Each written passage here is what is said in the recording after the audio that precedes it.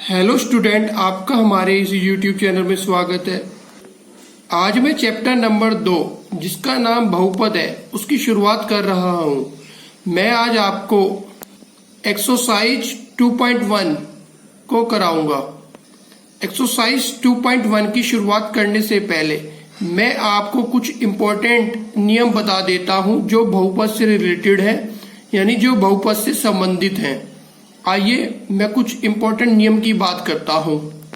Student, आपको रैखिक बहुपद जिसे लीनियर पोलोनोमियल भी कहते हैं इसके बारे में पता होना चाहिए। तो क्या होता है आखिर रैखिक बहुपद? ऐसा बहुपद, ऐसा पोलिनोमियल जिसकी घात 1 होती है। जी हाँ स्टूडेंट, आप जैसे यहाँ पे एग्जाम्पल देखिए, ये हमारे पास रैखिक बहुपद यानी लीनियर पोलोनोमियल का एग्जाम्पल है। यहाँ पर अगर आप इसमें देख रहे हैं x है, यहाँ पे x की मैक्सिमम घात, आपको सबसे बड़ी घात देखनी है इसमें। तो आप सबसे बड़ी घात देखेंगे तो एक ही है, यहाँ पर सिंगल है, 1 है। तो जब भी आपको किसी बहुपद की घात 1 मिले तो वो लीनियर बहुपद होता है। लीनियर यानी रैखिक बहुपद। यहाँ पे देखो, यहाँ पर भी x की घात आपको 1 मिल रही है, यहाँ पर y की घात आपको 1 मिल रही है। ये y के अंदर बहुपद है हमारे पास, और हमें सबसे बड़ी घात इसमें y की क्या मिल रही है? तो 1 मिल रही है। तो ये कैसा हो गया? लीनियर बहुपद हो गया। यहाँ भी हमें x की घात सबसे बड़ी 1 मिल रही है। और अगर हम ये वाला एग्जांपल देखें 3z+4 वाला, तो यहाँ ये z के अंदर एग्जांपल है स्टूडेंट, और यहाँ पर हमें z की सबसे बड़ी घात क्या मिल रही है? 1 मिल रही है। तभी ये रैखिक बहुपद है जिसे हम इंग्लिश में लीनियर पोलोनोमियल भी कहते हैं। और ये हमारे पास u के अंदर बहुपद है, यहाँ पे u की सबसे बड़ी घात हमें 1 मिल रही है। तो ये भी रैखिक बहुपद हो गया। तो स्टूडेंट, आपने जान लिया कि आखिर रैखिक बहुपद जिसे हम लीनियर पोलोनोमियल भी कहते हैं वो क्या होता है। अब आइए हम द्विघात बहुपद के बारे में भी जान ले, जिसे हम क्वाड्रेटिक पोलोनोमियल भी कहते हैं। स्टूडेंट, द्विघात बहुपद का इंग्लिश में नाम क्वाड्रेटिक पोलोनोमियल है। यहाँ पर हमें क्या चेक करना है? जैसे ये हमारे पास एक क्वाड्रेटिक पोलोनोमियल है यानी द्विघात बहुपद है, इसको कैसे चेक करेंगे? हम यहाँ पर इसकी घात देखेंगे, y² - 2। यहाँ पे हमें y की सबसे बड़ी घात देखनी है जो 2 आ रही है। तो ये कैसा हो गया हमारे पास? द्विघात बहुपद। स्टूडेंट, ये जो अगला एग्जाम्पल है 2 - x², यहाँ पर x की सबसे बड़ी घात कितनी है? 2 है। ये 2 - x² प्लस √3x यहाँ तक है स्टूडेंट। लेकिन यहाँ पर हमें x की सबसे बड़ी घात देखनी है, तो यहाँ पर 2 घात वाला हमें x मिल गया सबसे बड़े वाला, तो ये द्विघात बहुपद है। भाई ये भी मिल रहा है हमें x, यहाँ पे इसकी घात 1 है, लेकिन हमें तो सबसे बड़ी घात देखनी होती है, तो सबसे बड़ी घात हमें 2 मिल रही। तो ये कैसा है? ये भी द्विघात बहुपद है। और अगर हम इसकी बात करें u/3 - 2u² + u, तो स्टूडेंट यहाँ पर u देखो, यहाँ पर इसकी घात 1 है और इसकी घात 2 है, तो हमें 2 घात वाला मिल गया। हमें सबसे बड़ी घात देखनी थी, भाई 2 से बड़ी तो कहीं आ नहीं रही, 3 कहीं मिल नहीं रहा, 4 घात वाला मिल नहीं रहा कहीं, तो सबसे बड़ा हमें क्या मिला? 2 घात वाला ही मिला। तो इसलिए इसकी घात 2 है और ये भी द्विघात बहुपद है। इसी तरह स्टूडेंट, ये v के अंदर था हमारे पास, ये भी द्विघात बहुपद है। और स्टूडेंट, ये 4z² + 1/7, इसमें भी सबसे बड़ी घात z की 2 ही है, तो ये भी कैसा है? द्विघात बहुपद। और स्टूडेंट, एक एग्जांपल ये था 2x² + 2x - 2/5। अगर हम इसमें x की सबसे बड़ी घात देखते हैं तो हमें सबसे बड़ी घात ये मिलती है x² यानी x की घात 2। तो कैसा बहुपद है? ये द्विघात बहुपद, जिसे इंग्लिश में हम क्वाड्रेटिक पोलोनोमियल भी बोलते हैं। तो स्टूडेंट, आपने जान लिया कि लीनियर पोलोनोमियल यानी रैखिक बहुपद क्या है। इसी तरह आपने द्विघात बहुपद के बारे में समझ लिया। इसी तरह स्टूडेंट, त्रिघात बहुपद भी होते हैं। त्रिघात बहुपद जिसमें हमें 3 घात वाला मिल जाएगा। जैसे स्टूडेंट, यहाँ पर 2 - x⁻3, ये इसका फर्स्ट एग्जाम्पल है। तो आपको x की घात सबसे बड़ी कितनी मिल गई? 3 मिल गई। तो ये कैसा है? त्रिघात बहुपद यानी क्यूबिक पोलोनोमियल। इंग्लिश में त्रिघात बहुपद को हम क्यूबिक पोलोनोमियल भी कहते हैं। तो स्टूडेंट, यहाँ पर ये देखो, ये x की घात 3 मिल गई। ये भी हमारे पास क्यूबिक पोलोनोमियल है यहाँ भी। और देखिए स्टूडेंट ये वाला एग्जांपल देखिए आप 3 minus x square plus x की घात 3। तो स्टूडेंट आप क्या होगे कि यहाँ पे तो हमें x की घात 2 भी मिल रहा है, तो ये क्या क्वाड्रेटिक यानी द्विघात बहुपद है? नहीं स्टूडेंट, आप सबसे बड़ा देखोगे, इसमें सबसे बड़ी घात देखोगे तो सबसे बड़ी घात तो आपको 3 ही मिल रही है। ये x की घात 3 यहाँ से मिल रही। जब आपको सबसे बड़ी घात x की घात 3 मिलेगी तो स्टूडेंट ये जो हमारे पास बहुपद आ गया ये द्विघात बहुपद या क्यूबिक पोलोनोमियल आ गया। इसी तरह हम ये एग्जाम्पल में भी देख सकते हैं 3x की घात 3 minus 2x square plus x minus 1। तो स्टूडेंट यहाँ पर सबसे बड़ी x की घात आपको कितनी मिली है? तो आपको यहाँ पे x की घात सबसे बड़ी 3 मिली है। तो ये कैसा हो गया पोलोनोमियल? ये भी हमारे पास द्विघात पोलोनोमियल यानी द्विघात बहुपद या क्यूबिक पोलोनोमियल हो गया। तो स्टूडेंट आपने अब समझ लिया कि एक घात बहुपद क्या है, द्विघात बहुपद क्या है और त्रिघात बहुपद क्या है। अब आपने इस एक्सरसाइज का बेस समझ लिया है, आपने थोड़ा बहुत जान लिया है बहुपद के बारे में। अब आइए हम इसकी प्रश्नावली 2.1 यानी 2.1 को स्टार्ट करते हैं। स्टूडेंट ये है हमारे पास प्रश्नावली 2.1 यानी एक्सरसाइज 2.1। इसके अंदर देखो एक ही क्वेश्चन है हमारे पास, क्वेश्चन नंबर 1, और इसके 6 पार्ट दिए हुए हैं। ये देखिए आप, ये टोटल 6 पार्ट है हमारे पास इस क्वेश्चन के। आपको इस क्वेश्चन में बताना है किसी बहुपद px के लिए y बराबर px। आपको y बराबर px का ग्राफ दे रखा है। ये सारे जो ग्राफ है चेक, इसमें इसका फर्स्ट पार्ट हो, सेकंड पार्ट हो, थर्ड पार्ट हो, ये फोर्थ, फिफ्थ या सिक्स पार्ट, किसी भी पार्ट के अंदर जो हमें दे रखा है वो y इक्वल टू px का ग्राफ दिया हुआ है।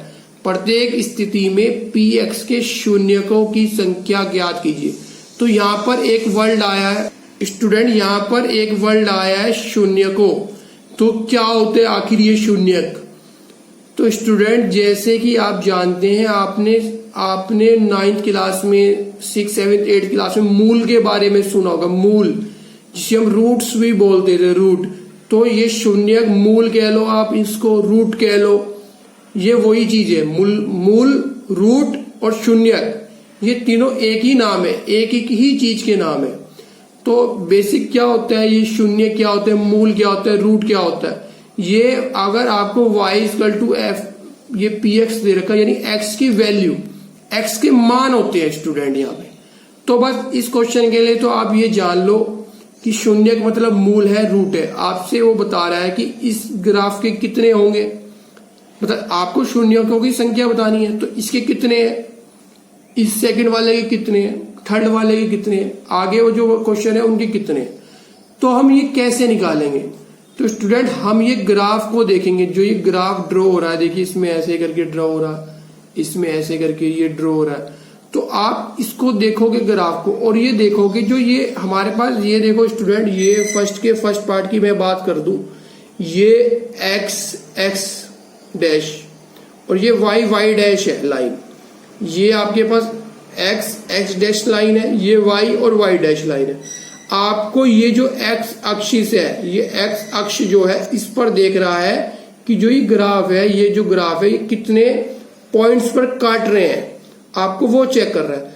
अब देखिए इसका ग्राफ देखिए आप, तो ये तो x अक्ष पे, इस लाइन पे तो कहीं काट नहीं रहा भाई, ये तो y लाइन पे काट रहा, ये x लाइन पे तो कहीं काट नहीं रहा था। आपके पास जो ग्राफ दे रखा y इक्वल टू px का दे रखा, आपको x की वैल्यू निकालनी है। x की जो वैल्यू फाइंड आउट करनी है वही शून्य है आपके पास।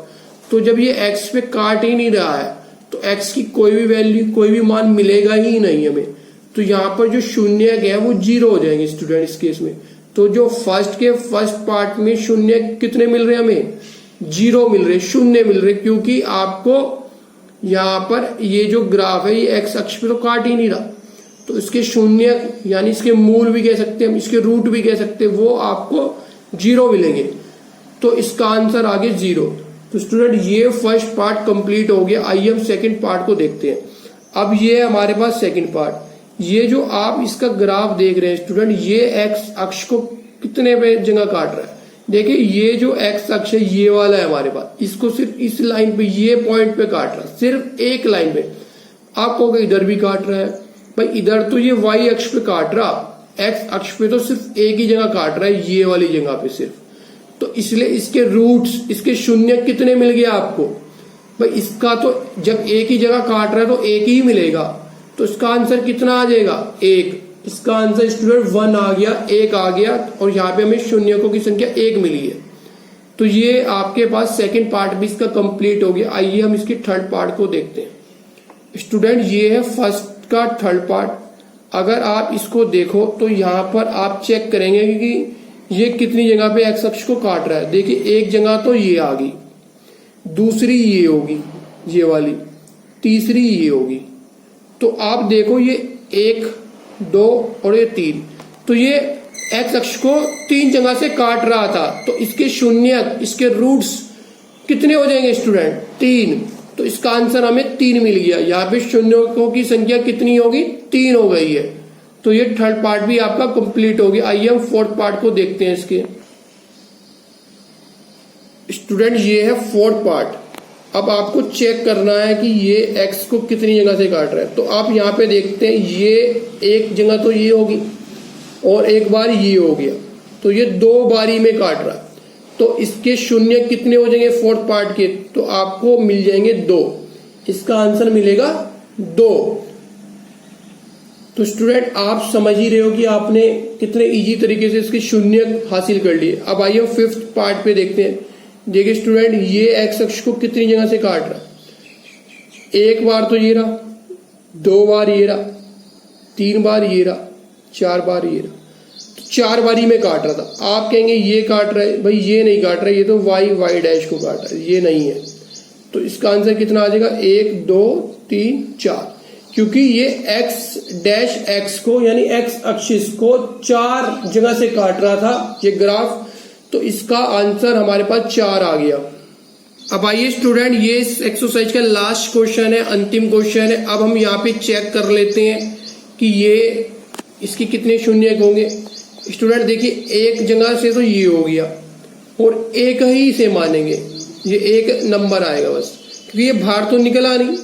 तो एक नंबर ये मिल गया आपको, एक ये, एक और एक 2 और एक 3। तो ये 3 जगह से काट रहा है स्टूडेंट। तो इसका फर्स्ट का जो 6 पार्ट है इसका आंसर आ जाएगा 3, क्योंकि आपको मिल गए 3, 1, 2, 3। इसके शून्य कितने मिल गए? 3 मिल गए। हम शून्य कह लें, रूट्स कह लें, मूल कह लें, एक ही बात है। इसके हमें शून्य मिले हैं 3। तो स्टूडेंट आपकी ये एक्सरसाइज कंप्लीट हो गई है। और अगर आप हमारे इस चैनल पे नए हैं तो आप हमारे चैनल को सब्सक्राइब कर लें, क्योंकि आपको आपके कोर्स से रिलेटेड सभी वीडियो इस चैनल पर प्राप्त हो जाएंगे। स्टूडेंट अगर आपको ये मेरा वीडियो अच्छा लगा है तो आप इसे लाइक कीजिए और अपने दोस्तों के साथ शेयर भी कीजिए।